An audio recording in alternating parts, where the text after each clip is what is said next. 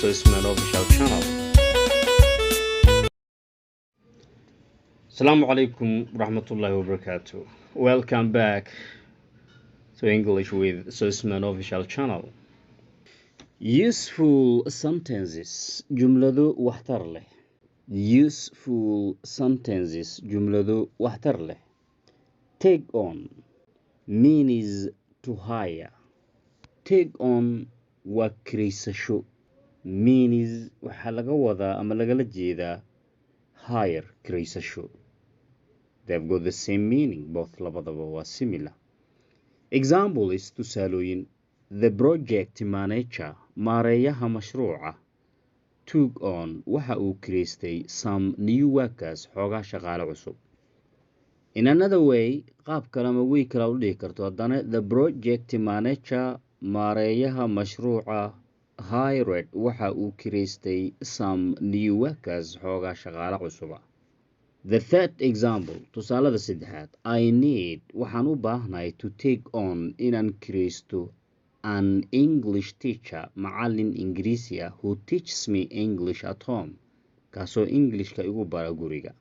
I need waxaan u baahnahay to take on inaan kiraysto an English teacher macallin Ingiriisi ah who teaches me English at home kaasoo Englishka igu bara guriga. Take off means was something wax like sida a plane, diyaarad, helicopter, bird, shimbir or insect ama cayaan.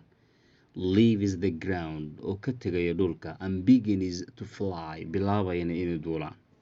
An example, taking plane off kicinta diyaaradda is easier waa ay ka fududahay than landing marka ay caga dhiganayso. Taking plane off kicinta diyaaradda is easier waa ay ka fududahay than landing marka ay caga dhiganayso. An example, our plane diyaaraddeena took off waxay kacday exactly at 6 p.m. markay ahayd.